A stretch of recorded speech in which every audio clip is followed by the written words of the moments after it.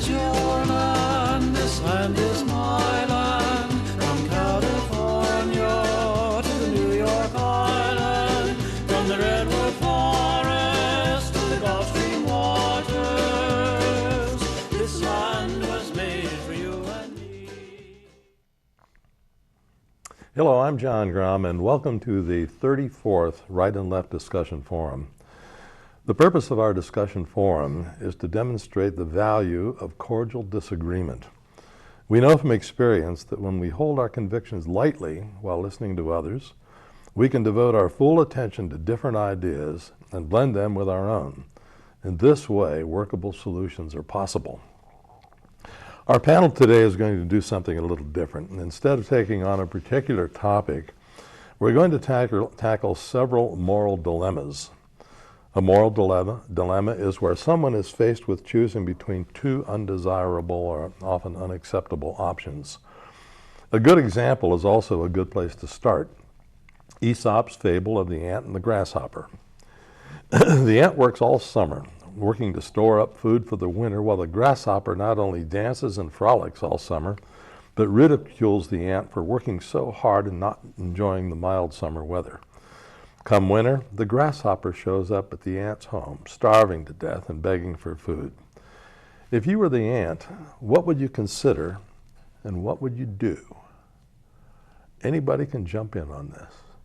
I've been thinking about that one, and to me it's fairly simple, translating this to people, because the welfare of your fellow man trumps a lot of things.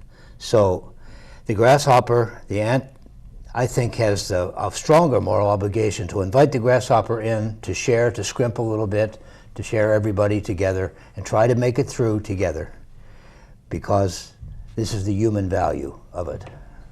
Just an opinion. I equated that with the parable of the prodigal son who squandered his inheritance, which he asked for early, and left, and then found himself poor and homeless and decided to return, and the father greeted him, and actually then his other son complained that, why are you doing this for him when he squandered his money, and I've stood by you and worked so hard. And the father actually chastised his son for complaining about it. I agree totally with Ron. That to me is, when it's a fellow human being, you do need to help them and hope that they've learned. I'd do a follow-up on that, and come spring, if I helped that grasshopper through, if I were the ant and I helped the grasshopper through, I would say, okay, it's springtime. You show up at my door next winter, you're not getting in. I hope you've learned your lesson, and I got you through this first time, but that's it. Bryan, what if he shows up the next winter with his wife and 5 kids, and he still didn't do anything to store up food? Well, I think the grasshopper's out of luck.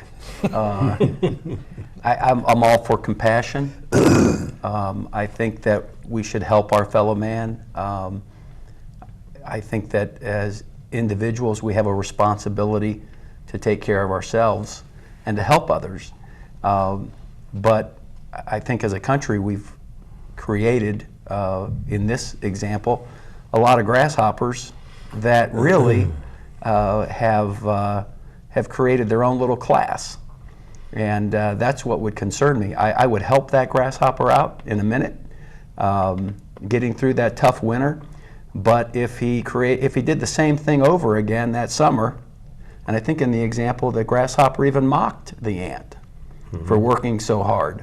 I think that draws a little bit of a line there. I brought one of my own little moral dilemmas I thought I could share. Go ahead.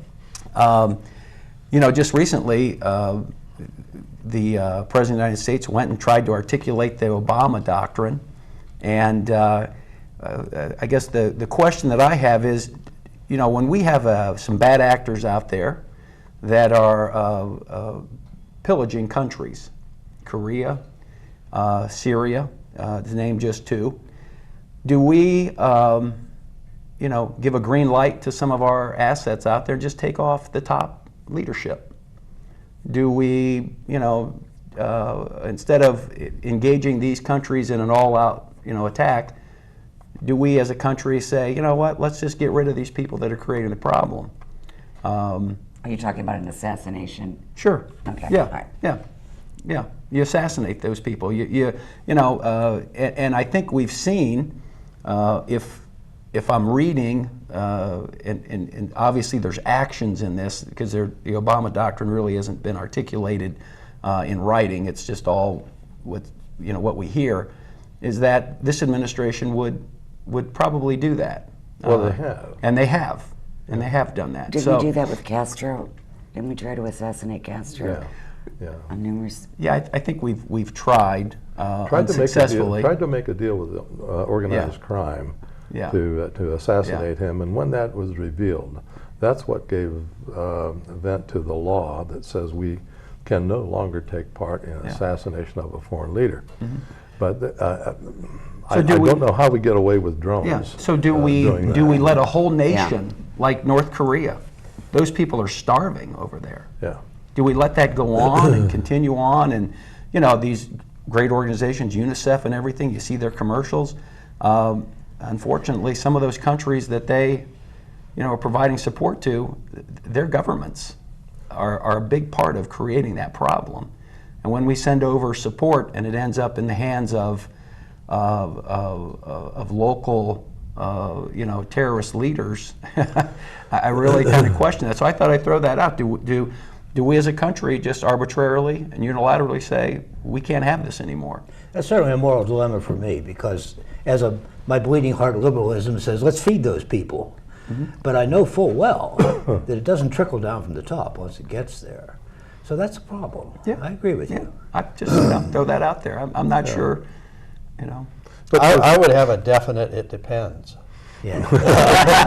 Depends if we took out Kim Il-jung and a couple of his uncles or whomever, are there going to be people there just to step in and take his place? And how often or how long would we have to continue things like that? Mm-hmm. Yeah, I don't have an assessment on that, but that would be a question. Mm-hmm. Is this really going to handle it? And we look at places like Egypt where, we didn't do it, but they get rid of one, and they got rid of Mubarak, and was the replacement better? Getting back to this poor ant. That's why I'm down at the end of the table. You mentioned the ant, and you said if he brings his wife and his kids back the second grasshopper, year. Yeah. So do you punish the wife and kids and not serve them because the question is eventually how many grasshoppers are going to show up, and can the ants and the grasshoppers all survive on the ants' food supply, or do they all die? Well, here's a couple. And I've read of this real life dilemma in the 30s when things were really tough.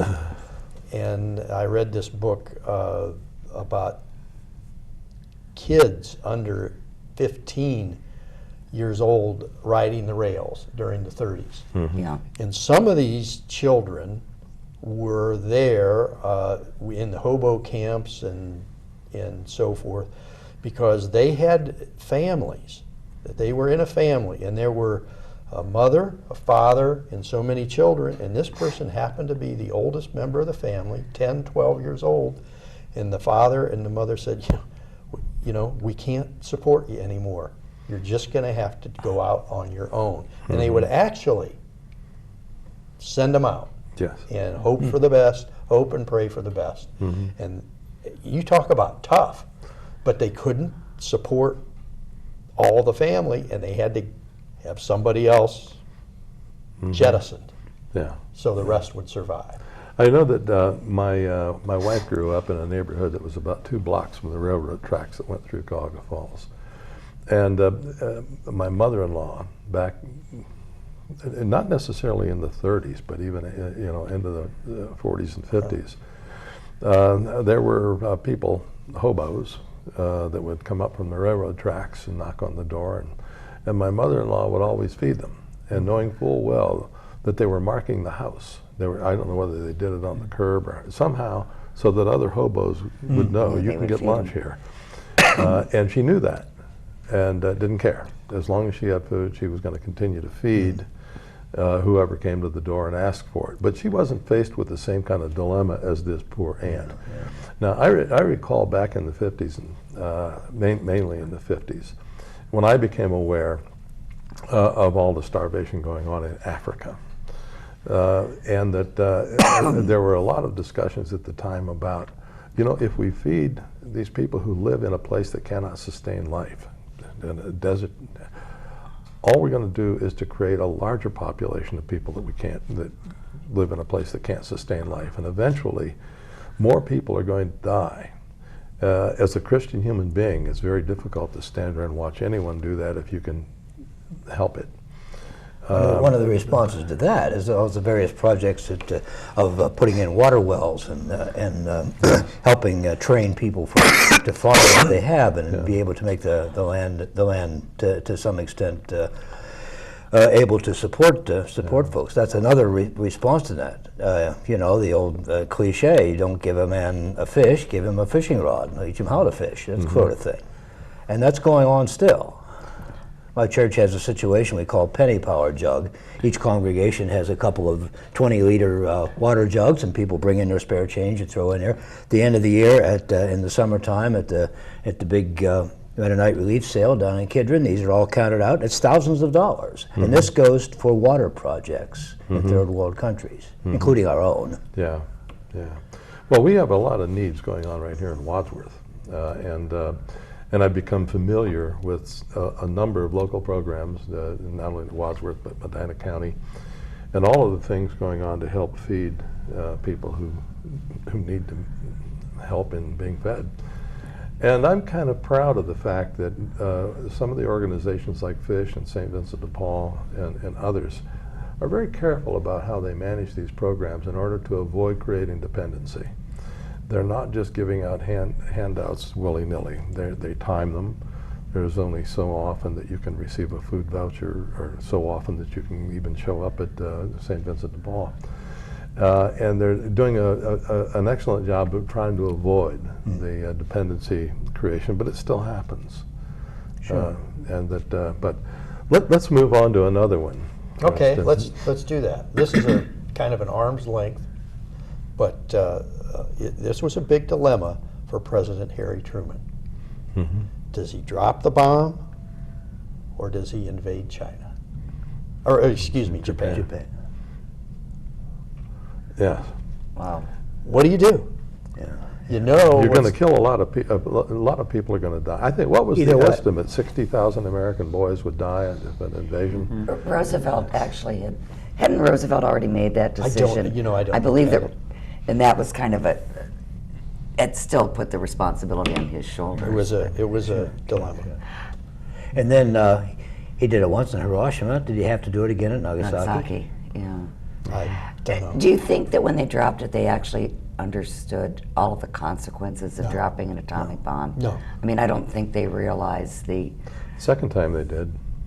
It's to Ron's point. Oh. Yeah. Oh, I don't know if they really had the ground level realization of. I remember seeing some pictures in Life magazine that had been taken after those bombs, and it was just staggering. And I don't know if they had that, because what period of time between the two? Just Not a few very long. days. Just a few days. Yeah, they would. That's true. They wouldn't have been able to get in there and find that out. Yeah. And So the thing is that I think that knowing what you know, what we knew or what people knew at that time, or even what we knew afterwards, without having an in-depth knowledge of what an invasion would have cost in lives and what the effect would have been afterwards, might make you say, well, we shouldn't have dropped that bomb. We shouldn't have dropped one of them or both of them. That's a... In all wars, I think military makes those types of decisions all the time. Even D-Day, I mean, they knew there were going to be heavy casualties with that. Absolutely, but they were willing to risk that because they felt it was necessary to shorten the war and to come to a favorable conclusion. what's surprising, it didn't get screwed up any worse. That's true too. It was so big an operation. Yeah. paratroopers in ahead of time, medical people in ahead of time. The thing was is that, you know, I had always thought about this, the atomic bomb, Hiroshima and Nagasaki, and been somewhat opposed to it over the years until I got further information. I had I think it's a first cousin who was in the Marines. He was like 18 or 19 years old, and he was in the invasion of, what was the island? Was it Okinawa? Or Could have been. Could have been Iwo. I don't know. yeah, or Iwo Jima. Yeah, he was in that invasion, like an 18-year-old or 19-year-old guy. By the time that island was taken over by the Marines, he was, quote, the old man in his regiment or in his group. His sisters, years later, asked him to write an account about that, and he finally did. And I got it just a couple or 3 years ago. He never talked about it. Mm-hmm. But the way he wrote that account and the things that they endured and how graphic it was, and I had to think, you know, if knowing that, which I think that a lot of people in the military had known, that was just nothing compared to what would have happened if we would have tried to invade the island of Japan. Mm-hmm. How many died with the bombs dropping? It was over 100,000. But, you know, and then what would that have done to the U.S. population post-World War II? Uh-huh. You know, all those other casualties and all those other deaths and everything.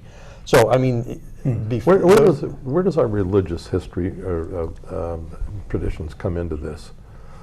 I mean, here you're the president, you're facing 100,000 innocent civilians over here, 60,000 Americans over here. The 100,000 innocents belong to a country that bombed Pearl Harbor. Yeah. You weigh all of these things back and forth, and then you have to fall back on your religious traditions in a way. Thou shalt not kill. Well, I think the calculus of this is very difficult where we sit today. We don't know a lot of the decision points that a president has to make before he green lights something like that. Mm-hmm. But when you start reading, like Jerry has, the history, I've done a little bit of reading on World War II, especially in the Pacific. I had several relatives that served in the Pacific. And my dad actually was stationed in Okinawa when I was little, and they would take us to the point where the Japanese officers were jumping off. And it got so, you know, the jump off point, you know, there were enough bodies down there that people were jumping off and they weren't dying. Mm-hmm. So, you know, this particular system, you know, what was happening was so different from what we were prepared to face. Yeah. You know, if you think of kamikaze pilots, yeah, all the stuff that was happening towards the end of the war, I don't believe if I was sitting back there, you know, back in that point in time, that I wouldn't, you know, give that green light as well. From what we were hearing from the prisoner of war camps and how terrible things were dealing with the Japanese, I'm kind of wondering if it wasn't, you know, kind of a mercy, you know, situation. Because that would be a hard sell in Nagasaki. Yeah, well, you know, that government once again was not going to give up. Yeah, you know, there would have to be something that would really create them, create a pause to break their will. The military in Japan, Jerry, I think I'm right. They didn't want to give up even after the two bombs were dropped. No. You mentioned religion. I actually saved my father's life during World War II. He was in the war the entire time, and he was stationed in the Aleutians, and they wanted to take, and they flew B-52s, and they would, because from the Attu, that was the shortest route to Japan, and they wanted to send someone on a stripped down plane. Now, and I mean stripped down, they didn't have enough gas to get back. Yeah. And they wanted to send them over to Japan, or bomb a ship or Japan, I can't remember exactly. And they were to bomb it, and then they would not come back. Fly into Manchuria and hope they could walk Well, out. they wouldn't even, they'd die in the water. Yeah. And they wanted someone that was not married and had no children and so forth. And my dad was called up to do it, and he went to the chaplain, who happened to be a Catholic priest, and had his confession said. And he talked to the priest and went back out, and he got in the plane and was going down down the ramp, and they came out and flagged him down. And what had happened is the priest heard this and said, "You can't allow someone to give up their life this way." Really? Which saved his life, because he would not have returned. How did you save his life? How did I save his life? Yes. I'm sorry, maybe I misunderstood what you said. Well, my father was saved because that priest The stopped priest. him. The priest stopped him from going on that mission, which I thought And the priest had the moral dilemma of of seeing Yeah, somebody taking on a suicide mission. exactly. Ah, interesting. And You know, decided to step I in. think a lot of these dilemma, we're mixing up, or we can blend the personal considerations with the more global national interest situations, and that's what makes it tough. I have a trivial example. Just don't have it. Go ahead. The example of Bo Bergdahl. On a personal level, you want the guy back. Personally, as a parent, but on a national security, military, but when you mix those two up, it just makes it more difficult. My example that seems trivial, but becomes a broader issue, I think, about a wider principle. Here's a scenario. You're coming home at night, 11:30, 12 o'clock, no traffic on the road. You come up to a traffic control device, be it a stop sign, a red light, nobody around. Nobody from, Except the do you go through it, or do you not? Well, do you respect the law? Do you respect the spirit of the law? That is a social contract between people to allow for the free flow of traffic and to keep people safe by everybody agreeing to do this. But that's not the situation here. What do? I know what we all do. We probably go through that stoplight, or maybe we even Yeah, I turn didn't left. see it because I was drunk. Yeah. Well, I don't. I don't, because I don't, but I sit there and I complain about the fact that I'm stuck there. Because with my luck, I would, at that one point in time, decide to go through that red light, and there'd be a truck coming the other way. Or even worse, we know that if there's a policeman nearby, Yeah. we're going to get a ticket. Yeah. We're going to get caught. Or a camera, So do we you know. obey the law because of fear, or do we obey the law because of respect? Oh, that's it. Oh, I think I think a lot of us, and I'll include myself, obey the law because of the fear of the Fear, yeah. consequences. And if we don't believe that, let's let the Wadsworth Police Department, all of them, take a week off and see what happens. See what in happens. this town. Well, I heard a couple of guys talking about traffic in the city of Boston. I've driven in the city of Boston, and it's horrendous. And he says they figure it's so bad because the police don't care. Said the police don't care about what's going on in traffic. So one guy said, I've always said the theory that I could take a couple of weeks and do everything wrong in traffic that I wanted to, and I wouldn't get caught. No one would stop me. You stop at a stop sign in Boston and there's nobody coming the other way, you're going to get rear-ended. Yeah. That's right. Because they don't expect you to stop. expect you to I want to stop. go back to Jerry's point here, because this is a real-life dilemma that we've seen unfold before us in the past Yes. week or so. We have a soldier who is being held captive by an enemy, and the only one that we have who was captured, apparently. And you're the president of the United States, and you're winding down this war.